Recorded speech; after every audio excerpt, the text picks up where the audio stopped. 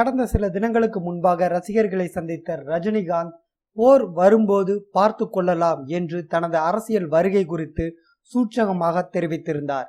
மேலும் வருகிற டிசம்பர் மாதம் 12ஆம் தேதி தனது பிறந்த நாள் அன்று தனது அரசியல் பிரவேசம் பற்றி அறிவிப்பார் என்று அவரது ரசிகர் மன்ற வட்டாரங்கள் தெரிவிக்கின்றன.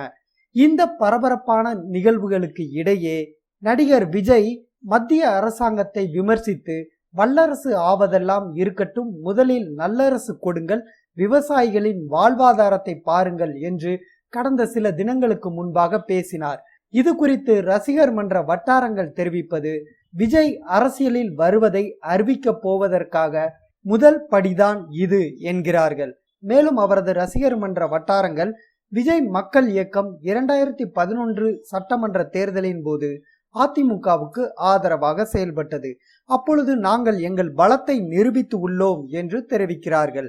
இந்த நிலையில் இந்த பிறந்த நாளை ஒட்டி தனது ரசிகர்களை விஜய் சந்தித்து வருகின்றாராம். இனியும் தாமதம் கூடாது, ரஜினிகாந்த் அறிவிப்பு வெளிவருவதற்கு முன்பே உடனடியாக உங்கள் அரசியல் அறிவிப்பை வெளியிடுங்கள் என்று நிர்பந்தித்து வருகிறார்களாம். இதனால் அவரது பிறந்த நாளான ஜூலை 22ஆம் தேதி விஜயின் அரசியல் பிரவேசம் குறித்த அறிவிப்புகள் வரும் என்றும், விஜயின் பிறந்த நாளை இதுவரை இல்லாத அளவிற்கு சிறப்பாக கொண்டாட திட்டமிட்டும் வருகிறாராம். ரஜினிகாந்துக்கு நேர் எதிராக விஜய் அரசியல் களம் காண்பாரா என்பதை பொறுத்திருந்து பார்ப்போம்.